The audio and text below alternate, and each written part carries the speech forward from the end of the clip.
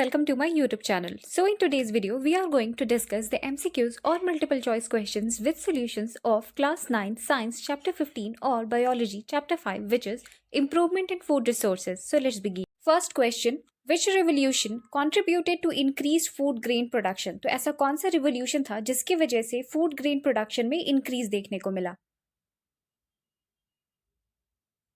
Answer is A, green revolution. ये related है to the increase production of food grain. White revolution related है to the increase production of milk and dairy products. And blue revolution is related to aquaculture, जिसमें कि increase production हुआ fish और aquatic plants and animals का. Next question, cereals such as wheat, rice, maize, millets and sorghum provide us. ये जो serials हैं, ये जो अनाज हैं, ये हमें क्या प्रोवाइड करते हैं? Answer is C, carbohydrates. ये सारी सीरियल्स जो हैं कार्बोहाइड्रेट्स का सोर्स हैं. तो सीरियल्स हमें कार्बोहाइड्रेट प्रोवाइड करते हैं जो कि ज़रूरी है एनर्जी रिक्वायरमेंट के लिए. पल्सेस जो हैं प्रोटीन प्रोवाइड करते हैं which are called as body building materials. और ऑयल सीड्स जैसे कि soybean, groundnut, sesame, castor, mustard, linseed and sunflower, ये हमें नेसेसरी फैट्स प्रोवाइड करते हैं. वेजिटेबल्स, स्पाइसेस एंड फ्रूट्स, ये सारे हमें क्या प्रोवाइड करते हैं? Vitamins and minerals in addition to small amounts of proteins, carbohydrates and fat. Next question, berseem, oats और सुडान ग्रास आर. ये जो सारे नाम दिए गए हैं, हमें बताना है कि ये किसकी वेराइटीज हैं. Answer is B, fodder crops. यहाँ पे स्पेलिंग मिस्टेक है, इसका स्पेलिंग होगा FODDER, fodder crops. Fodder crop मतलब जो एनिमल्स को जो चारा दिया जाता है उसके लिए बरसीम, ओट्स और सुडान ग्रास का यूज किया जाता है. तो ये सब फॉडर क्रॉप्स हैं. Next question, crops grown in rainy season are called as. ऐसे क्रॉप्स जो कि रेनी सीजन में ग्रो किए जाएं उन्हें हम क्या कहते हैं? Answer is A, kharif crops. तो रेनी सीजन में खरीफ क्रॉप ग्रो किए जाते हैं, जबकि राबी क्रॉप जो है वो विंटर सीजन में ग्रो किए जाते हैं. Next question, which of the following is not a rabi crop. तो इनमें से कौन सा एक राबी क्रॉप नहीं है? Answer is D, soybean. Soybean जो है वो खरीफ क्रॉप है. खरीफ क्रॉप जैसे कि सोयाबीन, पैडी, इन सबको ज़्यादा वाटर चाहिए होता है, जबकि राबी क्रॉप जो है विंटर सीजन में ग्रो किए जाते हैं, इन्हें उतना वाटर रिक्वायर्ड नहीं है. तो यहाँ पर देखिए, paddy, soybean, pigeon pea, maize, cotton, green gram and black gram are kharif crops, whereas wheat, gram, peas, mustard, linseed are rabi crops. तो ये सारे नाम आपको याद करने की कौन सा क्रॉप खरीफ क्रॉप है और कौन सा rabi crop. Next question, in India, there has been a 4 times increase in the production of food grains from 1952 to 2010 with only dash increase in cultivable land area. तो इंडिया में लगभग 1952 से लेकर के 2010 तक लगभग 4 टाइम्स इंक्रीज हो चुका है फूड ग्रेन के प्रोडक्शन में. पर हमें बताना है कि कितना % इंक्रीज कल्टिवेबल लैंड एरिया में किया गया है. इंक्रीज फूड ग्रेन्स में तो 4 टाइम्स है, पर ये बताना है कि लैंड में कितना इंक्रीज करके हमें ये अचीवमेंट मिला है. Answer is B, 25%. सिर्फ 25% कल्टिवेबल लैंड एरिया में इंक्रीज हुआ है और फूड ग्रेन्स 4 टाइम्स इंक्रीज हो गए हैं. Next question, dash refers to crossing between genetically dissimilar plants. तो हमें वो टर्म बताना है जिसका मतलब जो कि रेफर करता है अगर जेनेटिकली डिसिमिलर प्लांट्स हैं, ऐसे प्लांट्स जो जिनका जेनेटिकली जो एक दूसरे के डिफरेंट हैं, तो अगर उनके बीच क्रॉस कराया जाए तो हम उसे क्या कहेंगे? Answer is B, hybridization. Hybridization क्या है? Crossing between genetically dissimilar plants. तो देखिए, दिस क्रॉसिंग में बी इंटरवेराइटल. अगर हाइब्रिडाइजेशन डिफरेंट वेराइटीज़ के बीच में हो तो हम इसे क्या कहेंगे? इंटरवेराइटल. अगर हाइब्रिडाइजेशन टू डिफरेंट स्पीशीज़ में हो जो कि एक ही जीनस के हों पर स्पीशीज़ अलग हैं, 2 डिफरेंट स्पीशीज़ हैं पर जीनस सेम है, तो हम इसे क्या कहेंगे? Inter specific. और अगर ये जो जीनस है ये अलग अलग है, मतलब डिफरेंट जेनरा के बीच में हाइब्रिडाइजेशन हो, क्रॉस कराया जाए, तो ये कहलाएगा इंटर जेनेरिक. एक और तरीका है क्रॉप वैरायटी इंप्रूवमेंट का. तो ये टेक्निक है, हाइब्रिडाइजेशन से हम डिजायर्ड क्वालिटी ले सकते हैं अपने प्लांट्स के अंदर क्रॉस कराकर. तो ये क्रॉप इंप्रूवमेंट वैरायटी का टेक्निक है हाइब्रिडाइजेशन. और एक और टेक्निक है genetic modification. Another way of improving the crop is by introducing a gene that would provide the desired characteristic. तो ये होता है जेनेटिकली मॉडिफाइड क्रॉप्स. तो इनके जीन्स में हम वो डिजायर्ड क्वालिटी, इनके डीएनए में वो जीन डाला जाता है, जेनेटिकली मॉडिफाई किया जाता है और डिजायर्ड क्वालिटीज हमें मिल जाते हैं। Next question, interspecific hybridization is the mating between. तो जो इंटर स्पेसिफिक हाइब्रिडाइजेशन है यानी कि crossing between genetically dissimilar plants, वो क्या होता है? अभी हम इसे डिस्कस भी कर चुके हैं। Answer is C, two different species of same genus. Genus जो है वो सेम है पर स्पीशीज अलग है, तो ये है interspecific hybridization. Next question, the growing of different crops on a piece of land in pre plant succession is called. जब डिफरेंट क्रॉप्स को किसी पर्टिकुलर पीस ऑफ लैंड पे प्री प्लांट सक्सेशन के फॉर्म में grow किया जाता है तो हम उसे क्या कहते हैं? मतलब अभी एक क्रॉप ग्रो हो रहा है, उसके बाद फिर सक्सेशन में हम दूसरा क्रॉप ग्रो करते हैं, फिर दूसरा, ऐसे क्रॉप्स को ग्रो किया जा रहा है प्री प्लान करके, तो इसे हम क्या कहेंगे? इस टेक्निक को क्या कहेंगे? Answer is A, crop rotation. इसमें डिफरेंट डिफरेंट क्रॉप्स को हम बार बार बारी बारी ग्रो कर रहे हैं, क्रॉप रोटेशन हो रहा है। इंटरक्रॉपिंग ये हो गया ग्रोइंग ऑफ टू और more crops in definite row patterns. जब हम दो या दो से अधिक क्रॉप्स को पर्टिकुलर रो पैटर्न्स में ग्रो कर रहे हैं तो वो क्या हो जाएगा? इंटरक्रॉपिंग। मिक्स्ड क्रॉपिंग, उसी तरह से जब दो या दो से अधिक क्रॉप्स को एक ही साथ सेम पीस ऑफ लैंड पे ग्रो किया जाए तो ये कहलाता है मिक्स्ड क्रॉपिंग। उसके बाद देखिए ऑर्गेनिक फार्मिंग। ऑर्गेनिक फार्मिंग ऐसा फार्मिंग का सिस्टम है जिसमें बहुत ही कम या ना मात्र केमिकल्स का यूज किया जाए। फर्टिलाइजर्स, हर्बिसाइड्स, पेस्टिसाइड्स, इन सब का यूज बहुत ही कम हो या बिल्कुल नहीं हो। और हम इसमें क्या यूज करते हैं? ऑर्गेनिक मैन्योर्स, रिसाइकल्ड फर्टिलाइजर्स जो कि होते हैं बायो एजेंट्स, जिससे हेल्दी फूड मिलता है। ऑर्गेनिक फार्मिंग, तो ये है ऑर्गेनिक फार्मिंग जिसमें हम बिल्कुल भी फर्टिलाइजर्स का यूज नहीं करते। Next question, nitrogen, phosphorus, potassium belong to the category of. Nitrogen, phosphorus और पोटेशियम ये कौन सी कैटेगरी, न्यूट्रिएंट्स की कैटेगरी को बिलोंग करते हैं? Answer is A, macronutrients. Air और वाटर के अलावा क्रॉप्स को और भी न्यूट्रिएंट्स की ज़रूरत होती है। जो एसेंशियल न्यूट्रिएंट्स हैं जिन्हें क्रॉप्स को चाहिए वो होते हैं 13 ऐसे न्यूट्रिएंट्स हैं जो कि बहुत ही एसेंशियल हैं। इनमें से जो लार्ज क्वांटिटीज़ में चाहिए होते हैं उन्हें हम मैक्रो न्यूट्रिएंट्स कहते हैं, ये नंबर में 6 हैं। और जिन्हें हमें स्मॉल क्वांटिटी में चाहिए होते हैं, मतलब जो रिक्वायर्ड है स्मॉल क्वांटिटीज़ में, उन्हें हम क्या कहते हैं? माइक्रो न्यूट्रिएंट्स, और इनका नंबर कितना है? 7। तो आपको पता होना चाहिए कि कौन से न्यूट्रिएंट मैक्रो न्यूट्रिएंट में आएंगे और कौन से माइक्रो न्यूट्रिएंट्स में। तो आप इस टेबल को पूरे अच्छे से लर्न कर लीजिए, बहुत ही इंपॉर्टेंट है। अगर इन न्यूट्रिएंट्स की डिफिशियंसी हो जाए यानी कि कमी हो जाए प्लांट्स में, तो प्लांट्स को भी बहुत सारी प्रॉब्लम्स हो सकती हैं, जैसे कि फिजियोलॉजिकल प्रोसेस इनका अफेक्ट हो सकता है, including reproduction, growth and susceptibility to diseases. तो ये आपको ध्यान रखना है। Next question, compost is also prepared by using earthworms to hasten the process of decomposition of plant and animal refuse. This is called as, जब compost को earthworms की सहायता से के मदद से बनाया जाए ताकि जो decomposition का प्रोसेस है, प्लांट और एनिमल रिफ्यूज जो डिकम्पोज हो रहा है उसको तेज कर दिया जा सके, तो हम ऐसे कंपोस्ट बनाने के तरीकों को क्या कहेंगे? Answer is C, vermi compost.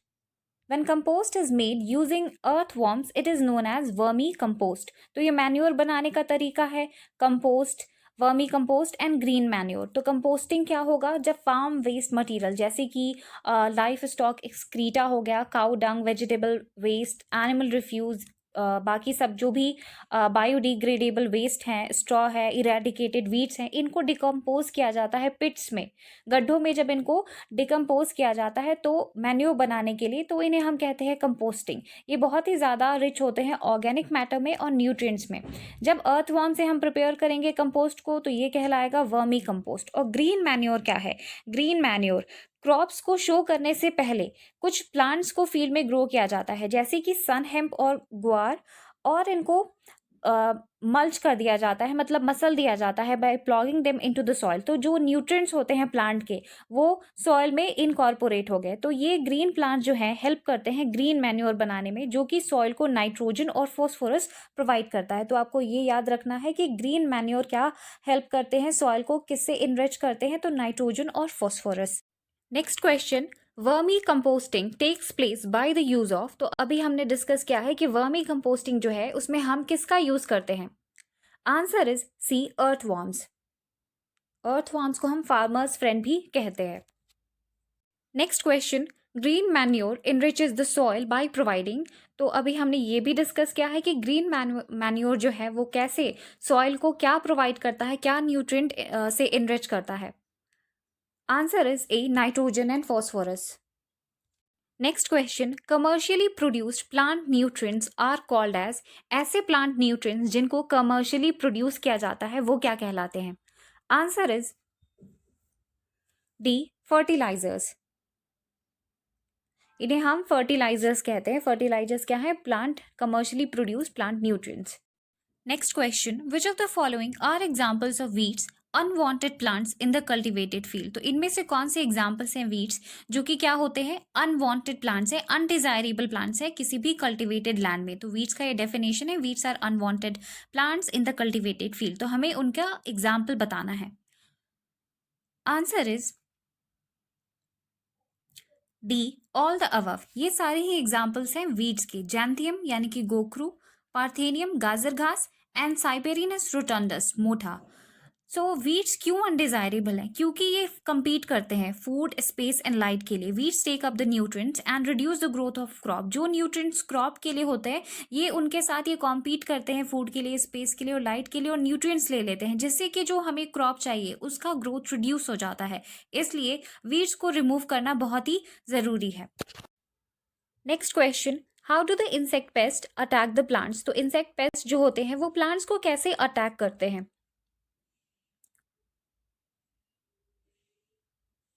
Answer is D, all the above. They cut the root, stem and leaf. They suck the cell sap from various parts of the plant and they bore into stem and fruits. तो इन veg में इस तरीकों से insects जो हैं plant को attack करते हैं। प्लांट्स को भी कई तरह के डिजीजेस होते हैं और इन्हें पैथोजेंस कॉज करते हैं। एजेंट्स होते हैं बैक्टीरिया, वायरसेस एंड फंगी।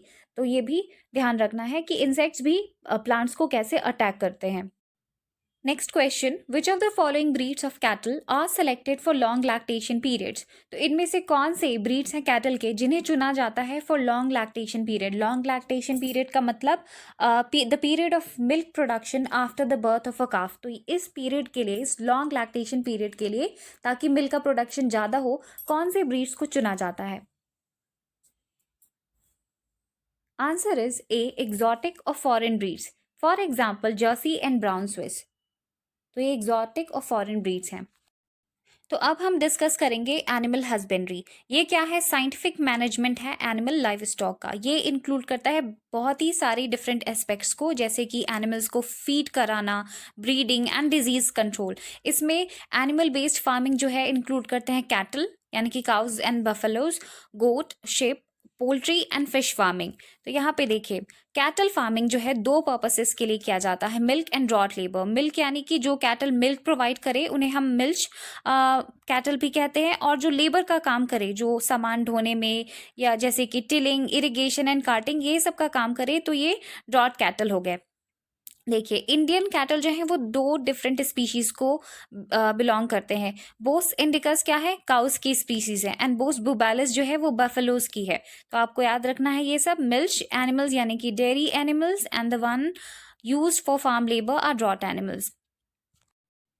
तो देखिए, एग्जॉटिक और फॉरेन ब्रीड्स जैसे कि जर्सी एंड ब्राउन स्विस, इनका यूज़ किया जाता है फॉर लॉन्ग लैक्टेशन पीरियड, जबकि लोकल ब्रीड्स जैसे कि रेड सिंधी एंड साहीवाल, ये क्या शो करती हैं, रेसिस्टेंस टू डिजीजेज, यानी कि इनको डिजीजेज जल्दी नहीं होता, ये रेसिस्टेंट रहती हैं इसके। तो इन दोनों को क्रॉस ब्रेड किया जाता है, एग्जॉटिक और लोकल ब्रीड्स को, ताकि डिजायर्ड क्वालिटीज़ हमें मिल सके।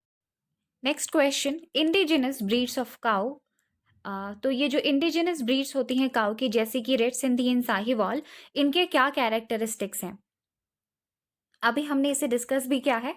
तो answer is d, have both a and c, यानी कि they have short lactation period and are resistant to diseases. Long lactation period जो है वो फॉरेन ब्रीड्स में है, जर्सी एंड ब्राउन स्विस, जबकि जो इंडिजिनस ब्रीड्स हैं जैसे कि रेड सिंधी एंड साहिवाल, ये क्या है, short lactation period and resistant to diseases.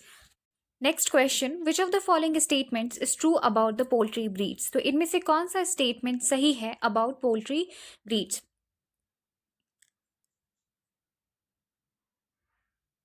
Answer is C, leghorn is exotic and Aseel is Indian. जो लेग हॉर्न वेराइटी है ये क्या है, एग्जॉटिक है, फॉरेन वेराइटी है, ये देखिए लेग हॉर्न। और असील जो है वो इंडियन वेराइटी है पोल्ट्री की। Next question, the ration daily food requirement for broilers is protein rich with adequate fat. The level of dash is kept high in the poultry feeds.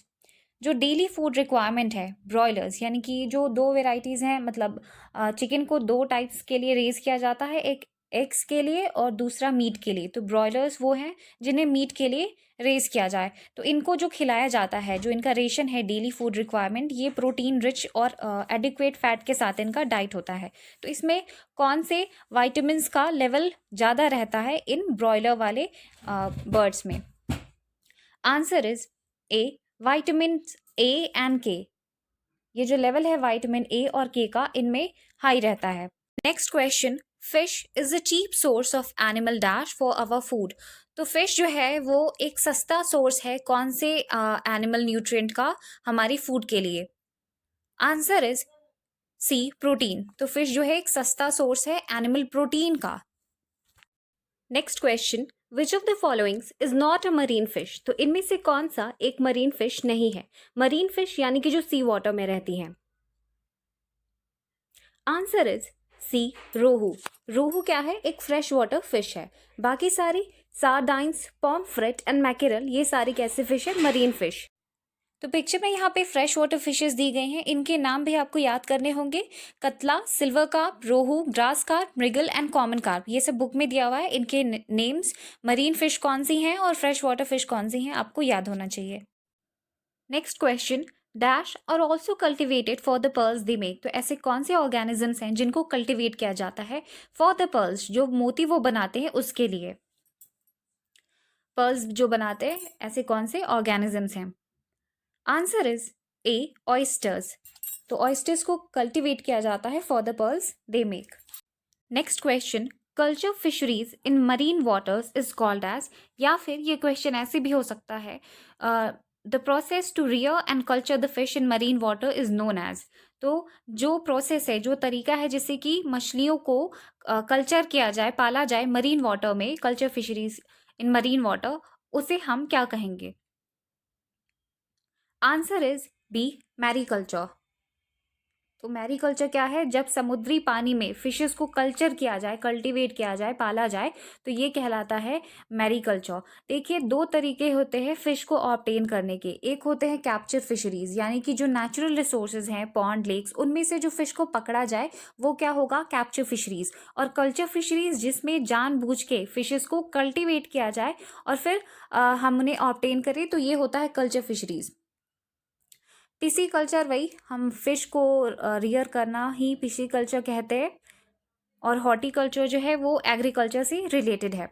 Next question, fish culture is sometimes done in combination with rice crop so that fish are grown in the water in the paddy field. This is called as. जो fish culture है, fish को कभी कभी culture किया जाता है combination में rice crop के साथ। जो पैडी फील्ड्स होते हैं उनमें बहुत सारा पानी रहता है पैडी फील्ड्स में, तो उसमें साथ में क्या किया जाता है कि फिशेस को भी कल्चर किया जाता है। तो इसे हम क्या कहते हैं?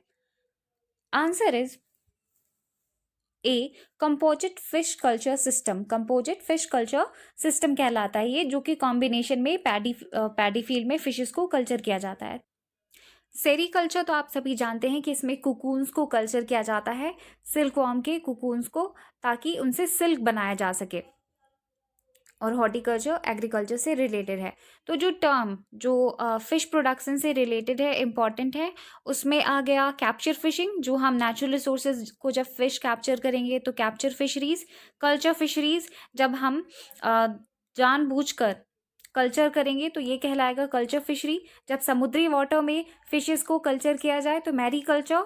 जब फ्रेश वाटर में फिशेस को कल्चर किया जाए तो क्या कहलाएगा, एक्वा कल्चर। और जब कॉम्बिनेशन में राइस फील्ड में कॉम्बिनेशन में हम फिश को कल्चर कर रहे हैं तो ये कहलाएगा कंपोजिट फिश कल्चर। तो आपको ये सारे टर्म्स याद होने चाहिए, capture fishery, culture fishery, mariculture, aquaculture and composite fish culture. Next question, which of the following pairs is not correct? Fish and feeding surface. तो इनमें से कौन सा पेयर सही नहीं है? बेसिस है फिश और फीडिंग सरफेस। कौन सी फिश कौन सी फीडिंग सरफेस पे फीड करती हैं? Answer is b, rohus upper zone of the pond. ये पेयर सही नहीं है क्योंकि रोहूज जो हैं वो middle zone of the pond में फीड करती हैं। रोहूज मिडिल फीडर्स हैं। तो क्या किया जाता है कि जब कॉम्बिनेशन में 5 और 6 फिश स्पीशीज को एक सिंगल फिश पॉन्ड में कल्चर किया जाता है तो ऐसी फिशेस चुनी जाती हैं जो डिफरेंट सरफेस पे फीड करे।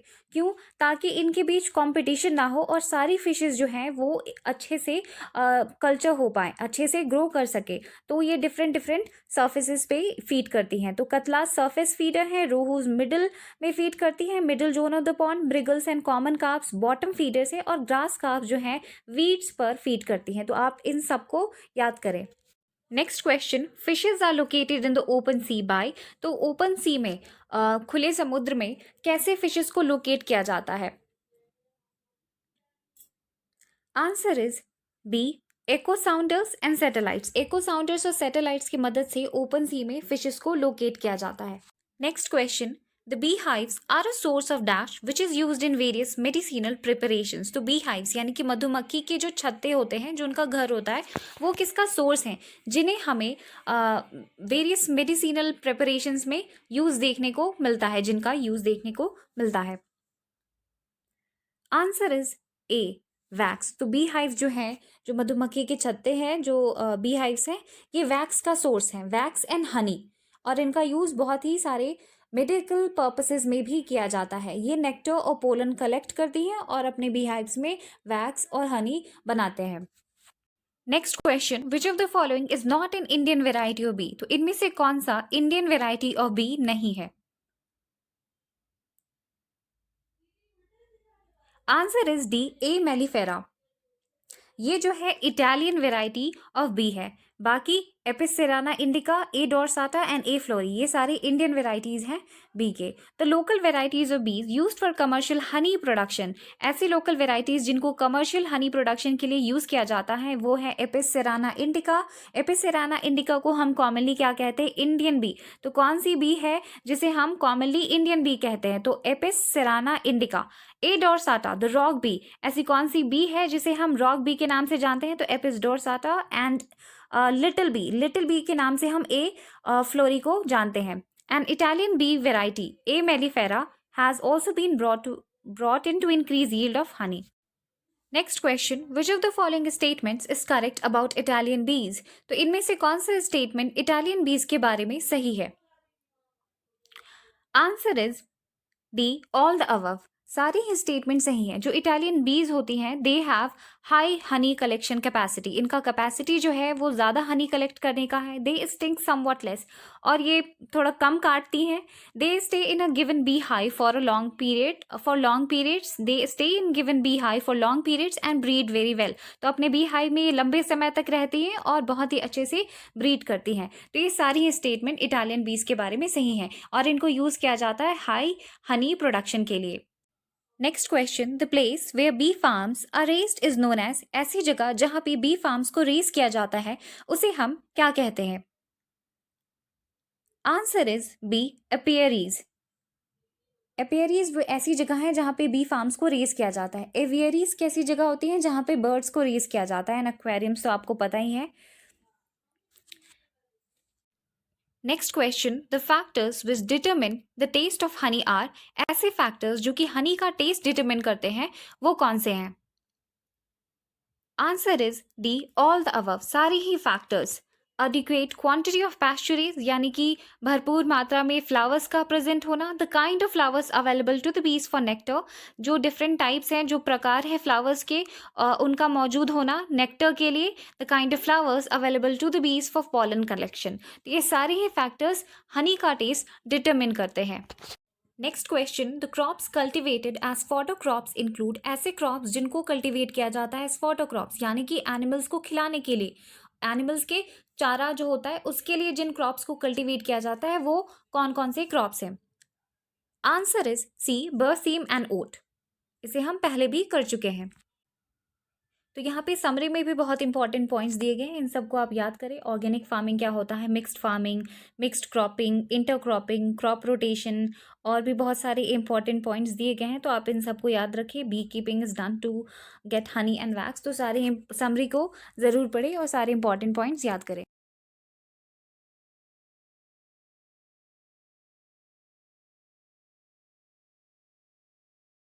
So in this way, we discuss some important MCQs or multiple choice questions with solutions of class 9 science chapter 15 और biology chapter 5 which is improvement in food resources. तो अगर video अच्छा लगे तो like comment share और subscribe जरूर करें. Thanks.